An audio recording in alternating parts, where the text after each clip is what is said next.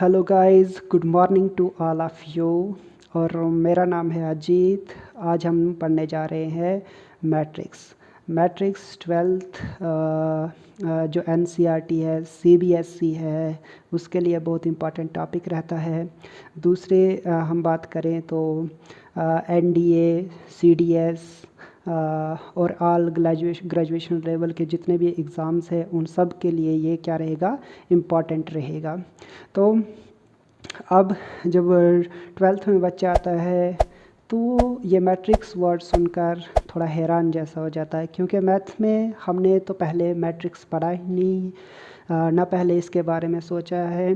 तो यार घबराने की कोई बात नहीं है, हम यहीं पर हैं। तो हम इसको विद इन डिटेल पढ़ेंगे, डिटेल से जानेंगे इसके बारे में। जितनी भी आप इंफॉर्मेशन होगी मैं सब कुछ आपको प्रोवाइड करवा दूंगा, ठीक है। तो चलो शुरू करते हैं। तो पहले इस वर्ड के बारे में जानते हैं बच्चे। ये है मैट्रिक्स जो है ना, वो पहले तो एक सिंगुलर वर्ड है। मैट्रिक्स क्या है आपके पास है तो सिंगुलर वर्ड है, ठीक है। इसका प्लूरल क्या होता है तो मैट्रिक्सेस, ठीक है। ICS इसके साथ जुड़ जाएगा तो यही वर्ड क्या बन जाएगा आपके पास, प्लूरल वर्ड बन जाएगा। लेकिन अभी तो फिलहाल सिंगल है तो हम इसको सिंगल वर्ड से ही स्टडी करेंगे पहले, ठीक है।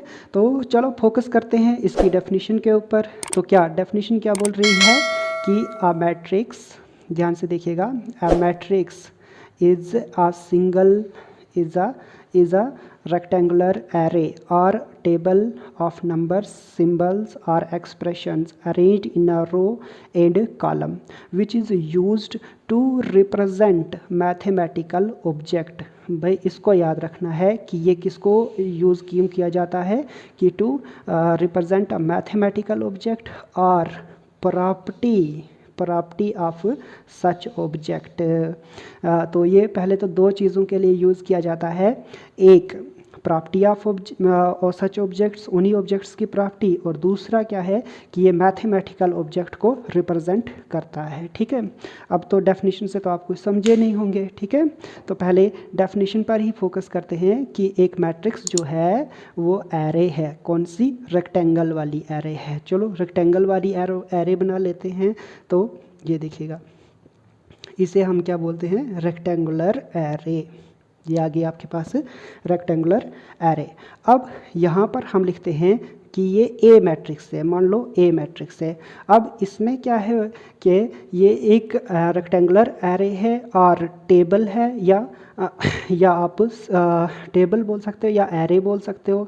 दूसरा इसमें क्या है कि हम इसमें क्या क्या लिख सकते हैं, ठीक है। नंबर लिख सकते हैं, या तो हम सिंबल लिख सकते हैं, या एक्सप्रेशन लिखी जाती हैं, ठीक है।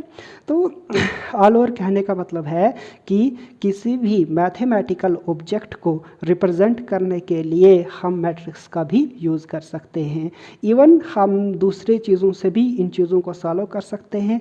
लेकिन जब कैलकुलेशन वाइडर रेंज में हो जाती हैं, बहुत हायर लेवल में आ जाती हैं, तो फिर हमें मैट्रिक्स का यूज़ करना पड़ता है। अब आप बोलोगे सर कैसे? तो देखो मैं आपको एग्जांपल बताता हूँ कि अगर हमारे पास क्या है, एक जो है, मान लो 3 बच्चे हैं हमारे पास, A, B और C, ठीक है। और यहाँ पर बच्चे, उनके पास डिफरेंट काइंड ऑफ फ्रूट्स हैं, जैसे एप्पल हो गया, बनाना हो गया, और बच्चे आपके पास apple, banana, grapes, like that, ठीक है।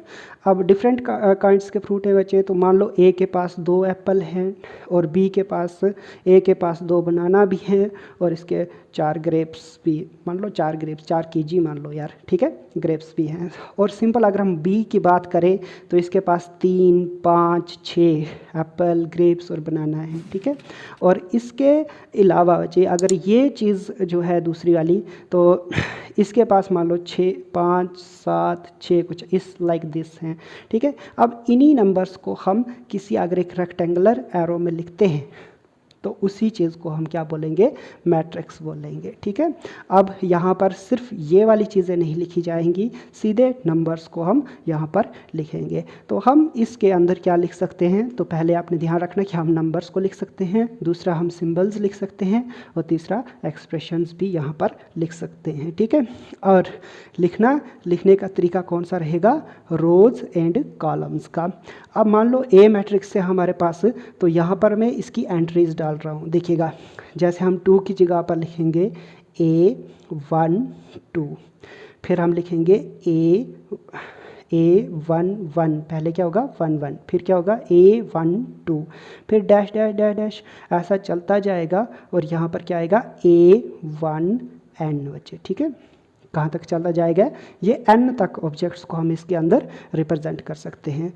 दूसरी बात हम करें तो दूसरी, अब ये इधर लिखेंगे हम 2 और यहाँ पर लिखेंगे 1, फिर लिखेंगे हम 2 और यहाँ पर हो जाएगा 2, डैश डैश ऐसे चलता जाएगा और यहाँ पर जाएगा ये 2n तक ख़त्म हो जाएगा। ठीक है, सेम इस तरह से अगर मैं नीचे के लिए देखूँ बच्चे, तो इसको हम ऐसे लिख सकते हैं A, और साथ में लिखेंगे हम यहाँ पर 1 2 डैश डैश, नीचे तक आएगा तो क्या हो जाएगा M।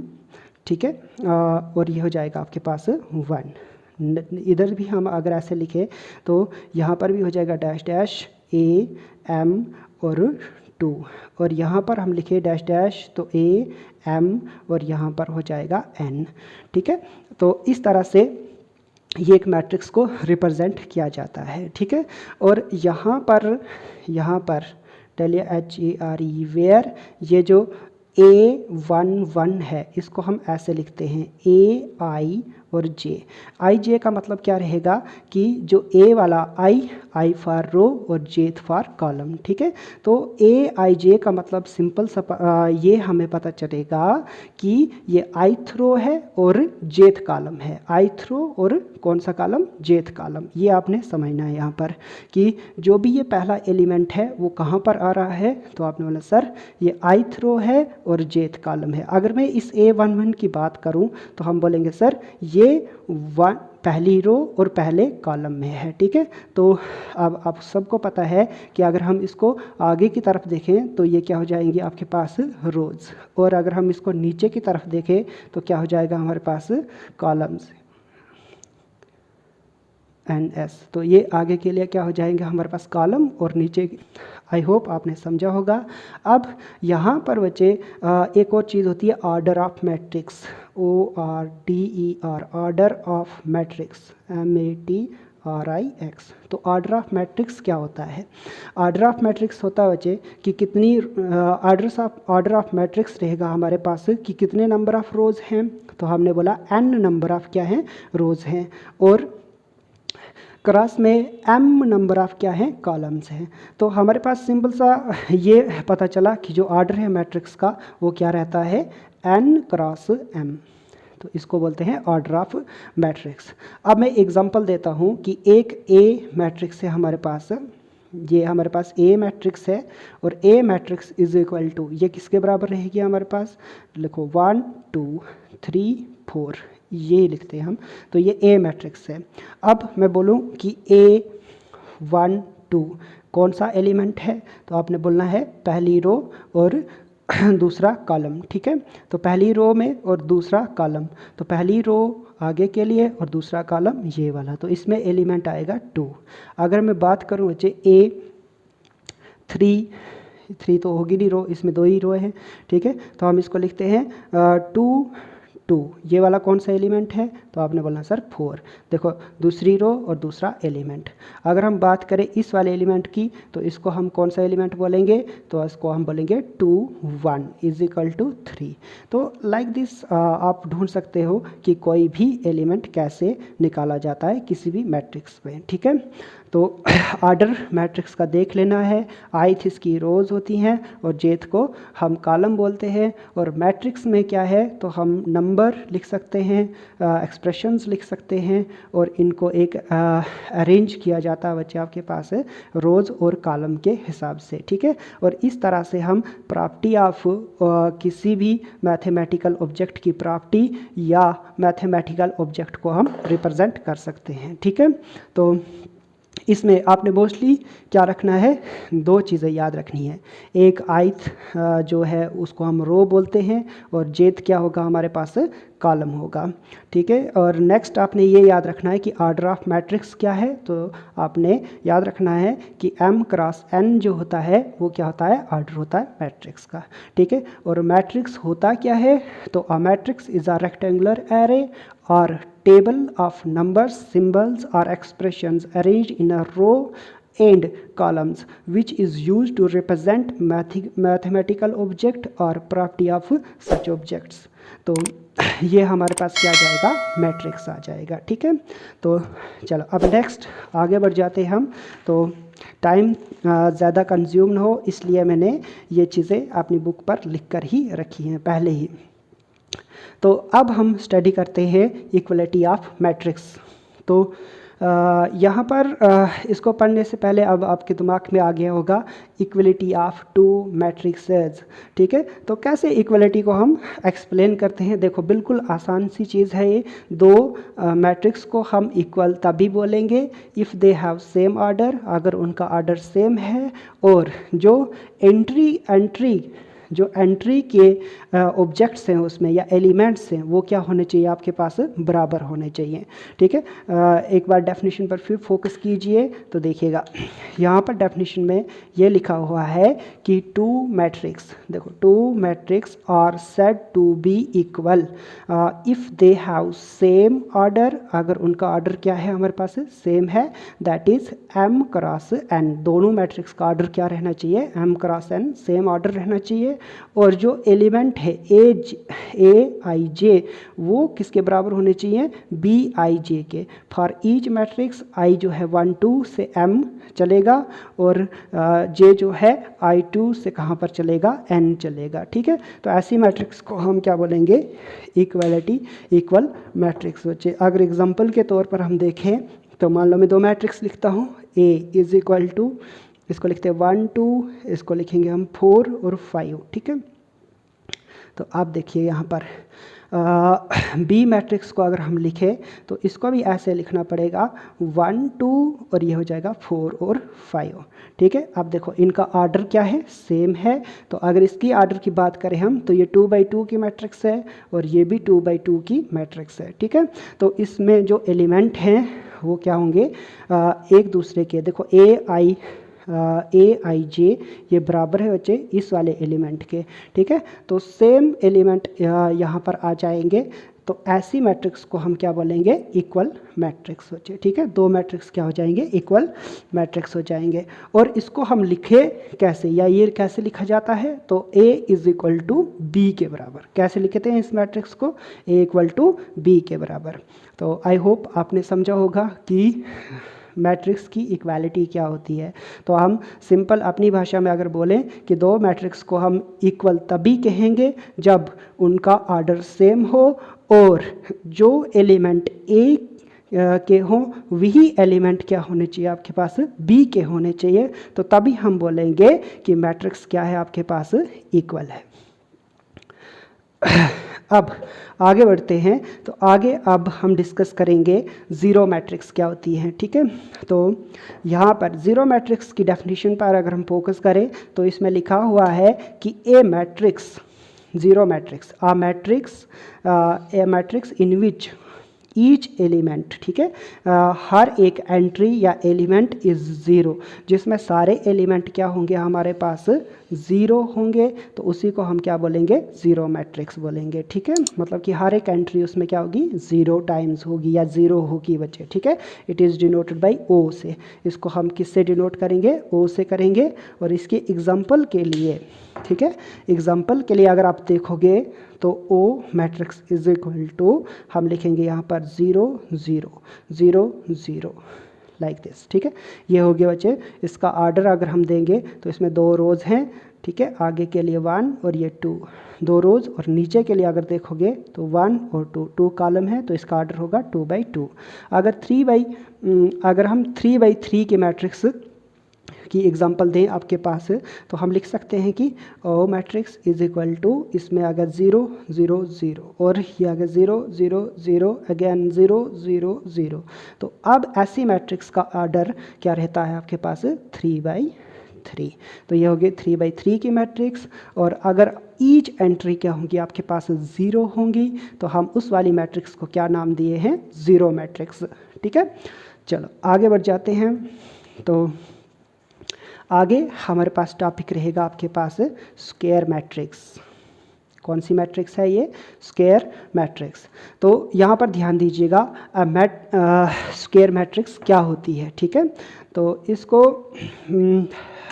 पढ़ते हैं। तो सिंपल है, देखिएगा अ मैट्रिक्स, यहाँ पर लिखा हुआ है कि अ मैट्रिक्स इन विच, जिसमें क्या होगा, number of rows equal to the number of columns is called a square matrix. ठीक है, एक ऐसी मैट्रिक्स जिसमें नंबर ऑफ रोज बराबर हों नंबर ऑफ कॉलम्स के, तो ऐसी मैट्रिक्स को हम क्या बोलते हैं, स्क्वायर मैट्रिक्स। अब देखिएगा, तो इसकी एग्जांपल देखिए, ए इज इक्वल टू, अब इसमें जितने नंबर ऑफ रोज होंगे उतना ही नंबर ऑफ कॉलम्स होगा, तो उस वाले मैट्रिक्स को हम क्या बोलेंगे, स्क्वायर मैट्रिक्स। जैसे 2/2 की मैट्रिक्स हो गई, देखो 2 2 3 4 ये एंट्री है, तो इसको हम क्या बोलते हैं, स्क्वायर मैट्रिक्स। अब इसका ऑर्डर कैसे दोगे, m क्रॉस m। ठीक है, या आप लिख सकते हो 2 क्रॉस 2। ठीक है, तो हमेशा याद रखना कि इसका ऑर्डर क्या रहेगा, 2 क्रॉस 2 या m क्रॉस m। अब ये क्यों लिखा, क्योंकि 2 ही रो है और 2 ही कॉलम है, तो तभी इसका ऑर्डर क्या बनता है हमारे पास, m क्रॉस m। दूसरी बात अगर हम बात करें बच्चे, एक और मैट्रिक्स ले लेते हैं, B matrix is equal to, देखो x y z p q r a b c like this. अब इस वाली मैट्रिक्स को देखोगे तो यहाँ पर भी क्या है बच्चे आपके पास, कि जितनी नंबर ऑफ रोज है उतने नंबर ऑफ कॉलम्स हैं, तो ऐसी मैट्रिक्स को भी हम क्या, कौन सी मैट्रिक्स बोलेंगे, स्क्वायर मैट्रिक्स। और इसका ऑर्डर भी क्या रहेगा हमारे पास, m क्रॉस m, या आप बोल सकते हो कि 2 क्रॉस 2, सॉरी 3 क्रॉस 3, क्या होगा इसका ऑर्डर, 3 क्रॉस 3। तो यही आपके पास स्क्वायर मैट्रिक्स रहता है। तो चलो मेरे साथ एक बार रिपीट करो कि a square matrix in which the number of rows equal to the number of columns. ठीक है, तो एक स्क्वायर मैट्रिक्स क्या होती है, जिसमें नंबर ऑफ रोज किसके बराबर रहे, नंबर ऑफ कॉलम्स के बराबर रहे, और it's order is given by, जो मैट्रिक्स है ये स्क्वायर मैट्रिक्स, इसका ऑर्डर हम कैसे देते हैं, तो ऑर्डर दिया जाता है हमारे पास m क्रॉस m। इसको हाईलाइट कर रहा हूँ, देखिएगा क्या है, m क्रॉस m इसका ऑर्डर रहेगा। ठीक है, अब हम पढ़ते हैं टाइप्स ऑफ स्क्वायर मैट्रिक्स, कि स्क्वायर मैट्रिक्स की क्या क्या किस्में हमारे पास रहेंगी। ठीक है, तो पहली इसकी किस्म रहती है डायगोनल मैट्रिक्स। कौन सी मैट्रिक्स आपके पास, डायगोनल मैट्रिक्स, याद रखिएगा। अब इसको ध्यान से पढ़ते हैं, और यहाँ से बहुत सारे ऑब्जेक्टिव भी पूछे गए हैं डिफरेंट एग्ज़ाम के हिसाब से बच्चे। ठीक है, तो a square matrix is said to be diagonal matrix. एक स्क्वायर मैट्रिक्स को हम क्या बोलेंगे, डायगोनल मैट्रिक्स बोलेंगे। इफ़, अगर हमारे पास क्या है, if Aij is equal to 0, for किसके लिए, 0 होगा, लेकिन किसके लिए, जब i नॉट इक्वल टू है किसके बराबर, j के बराबर। अगर मैं दूसरे शब्दों में इसको बोलूँ तो इसमें क्या होता है, non zero entries appear only on the principal diagonal. इस वर्ड को भी याद रखना कि द वर्ड, ठीक है, वर्ड्स नॉन ज़ीरो एंट्री जो होती हैं उसमें वो अपीयर होती हैं किसके ऊपर, प्रिंसिपल डायगोनल के ऊपर। तो ये वाला ऑब्जेक्टिव भी बहुत बार पूछ चुका है यहाँ से कि नॉन ज़ीरो जो एंट्रीज होती हैं तो वो किस डायगोनल के ऊपर यहाँ पर होती हैं, तो आपने बोलना सर प्रिंसिपल डायगोनल के ऊपर होती हैं। अगर मैं डायगोनल मैट्रिक्स की एग्जांपल दूं तो ध्यान दीजिएगा, A इज इक्वल टू, जैसे हम यहाँ पर लिखते हैं 4 0, और यहाँ पर लिखेंगे 0, और यहाँ पर क्या लिखेंगे हम 6। तो ये कौन सी मैट्रिक्स हो गई? डायगोनल मैट्रिक्स बच्चे, ठीक है। अब यहाँ पर बात किए जाए तो प्रिंसिपल डायगोनल क्या है हमारे पास?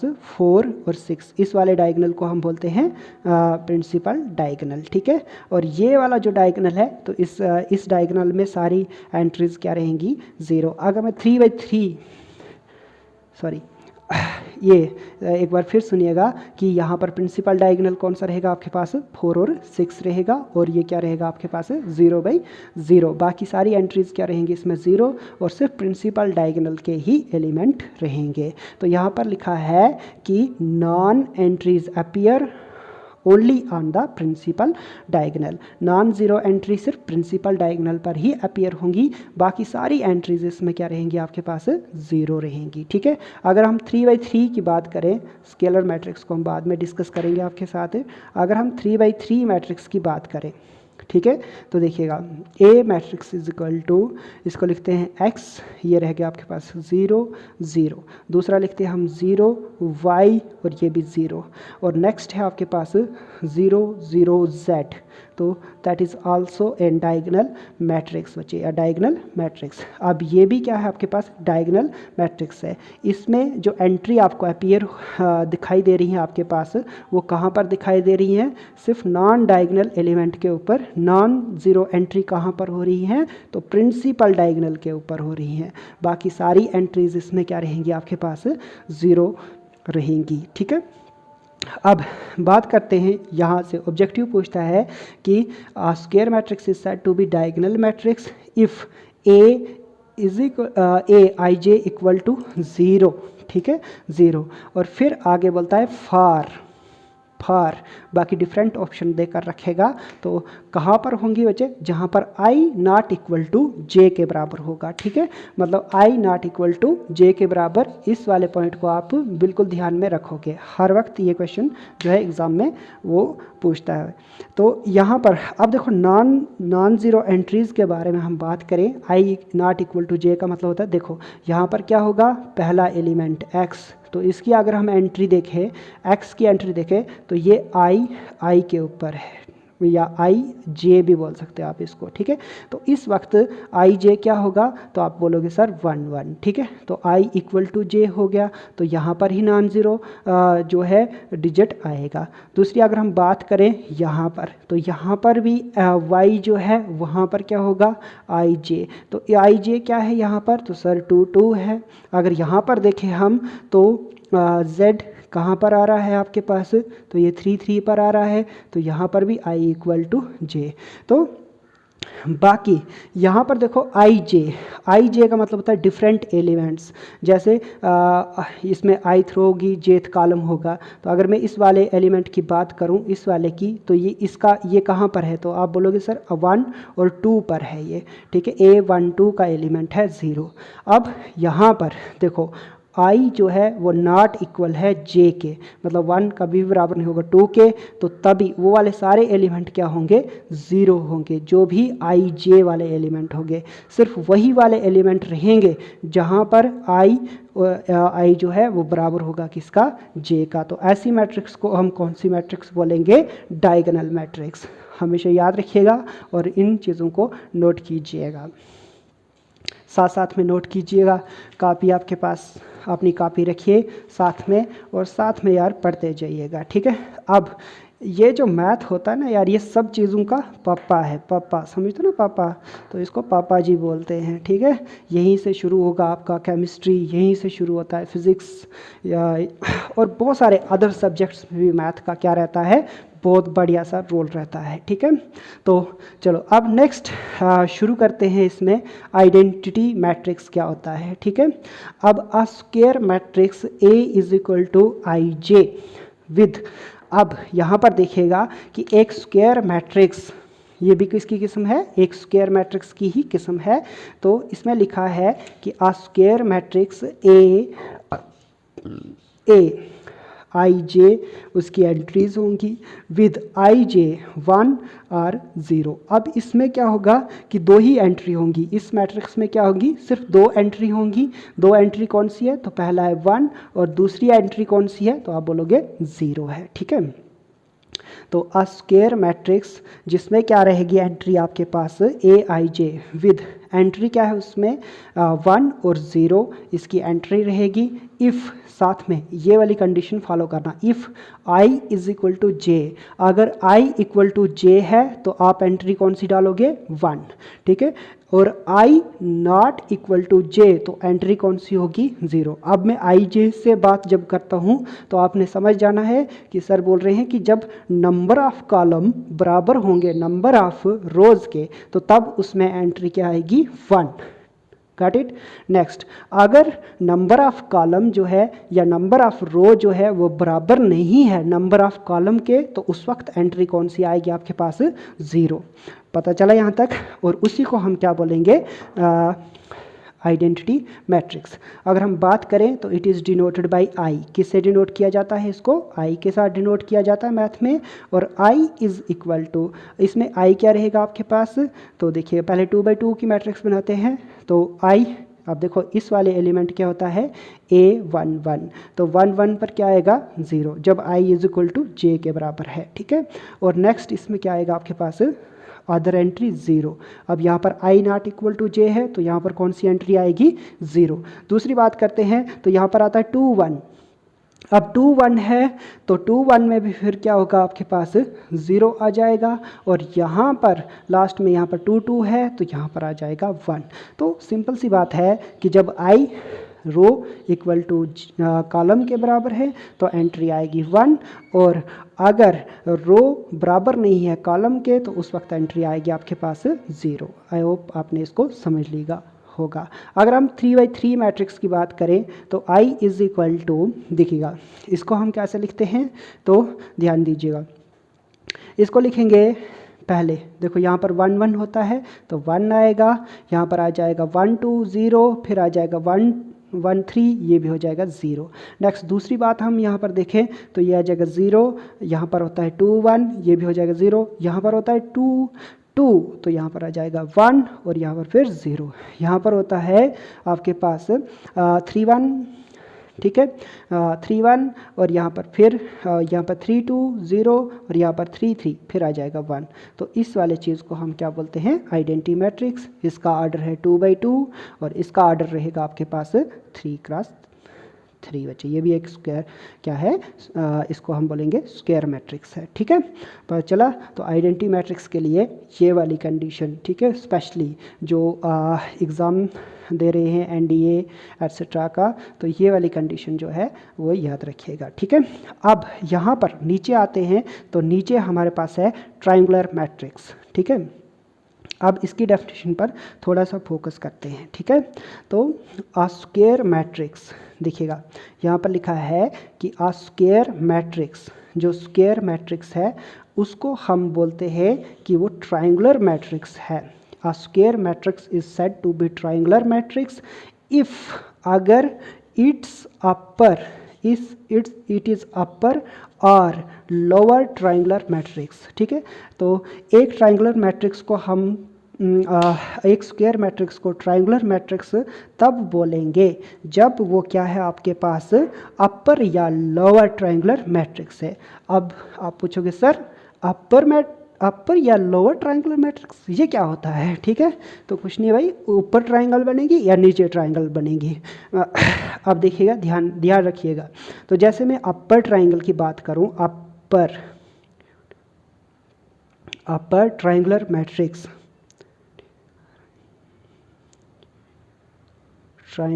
मैट्रिक्स, जो अपर ट्रायंगुलर मैट्रिक्स रहता है हमारे पास वो कैसे रहता है, तो A इज इक्वल टू, ठीक है। अब ध्यान से देखिएगा A इक्वल टू, अब इसमें क्या होगा तो देखिए 1, इसको लिखेंगे 2 और इसको लिखेंगे 3/3 का एक केस डिस्कस कर रहा हूँ यहाँ पर, ठीक है। अब देखिएगा तो यहाँ पर लिखेंगे हम 0 और यहाँ पर लिखेंगे हम 4 और इधर लिखते हैं हम 3 या 2 लिखो कुछ भी, ठीक है। अब यहाँ पर लिखेंगे 0 और यहाँ पर लिखेंगे 0 और यहाँ पर लिखेंगे 1, ठीक है। अब देखो, तो एक ट्राइंगल में अगर देखोगे तो आप इस तरह से ऊपर की तरफ एक इसमें क्या फॉर्म हो रही है, ट्राइंगल फॉर्म हो रही है, ठीक है। तो इसको बोला जाता है अपर ट्राइंगुलर मैट्रिक्स, ठीक है। और अगर हम लोअर ट्राइंगल मैट्रिक्स की बात करें तो लोअर ट्राइंगल मैट्रिक्स में क्या होगा, तो पहले आप लिखोगे 1 2, ठीक है, 3, ऐसे कर देते हैं इसको 1 2 3 शायद दिख नहीं रहा है फ़ोन में, चलो ऊपर जैसे बना लेता हूँ 3 1 2, दिखा आपको, ये लिख लिया 3 1 2, और साथ में अभी यहाँ पर लिखेंगे हम 4 6 और इसको लिखते हैं 5। अब यहाँ पर लिखेंगे 0 0 और ये आ गया 0। तो अब देखिएगा इस वाली मैट्रिक्स को देखिएगा, तो यहाँ पर ट्राइंगल कहाँ बन रही है आपके पास है, इसके डाउन साइड में ट्राइंगल बन रही है, ठीक है। तो इनको बोलते हैं, इस वाले को बोला जाएगा अपर ट्राइंगुलर मैट्रिक्स और नीचे वाले को बोला जाएगा लोअर ट्राइंगुलर मैट्रिक्स, ठीक है, lower triangular matrix, triangular matrix. अब एक ऐसी स्क्वायर मैट्रिक्स बचे, ठीक है, स्क्वायर मैट्रिक्स। अब स्क्वायर मैट्रिक्स है तो इसका ऑर्डर क्या रहेगा, सेम 3/3 का है या 2/2 का रहेगा, ठीक है, 2/2 का रहेगा। अगर ऊपर या नीचे ट्राइंगुलर मैट्रिक्स है तो आप उसको हम सिंपल बोलेंगे कौन सी मैट्रिक्स है, ट्राइंगुलर मैट्रिक्स है, ठीक है, चाहे वो अपर ट्राइंगुलर मैट्रिक्स हो चाहे वो लोअर ट्राइंगुलर मैट्रिक्स हो। तो इन जनरल हम इसको क्या बोलेंगे, ट्राइंगुलर मैट्रिक्स बोलेंगे, ठीक है। तो ये था मैट्रिक्स के बारे में कुछ थोड़ा सा इंट्रोडक्शन। अब हम अगली क्लास में इसके ट्राइंगल के कुछ ऑपरेशंस पढ़ेंगे, ऑपरेशन जैसे एडिशन हुआ, सब्ट्रैक्शन हुआ, मल्टीप्लाइकेशन, ठीक है।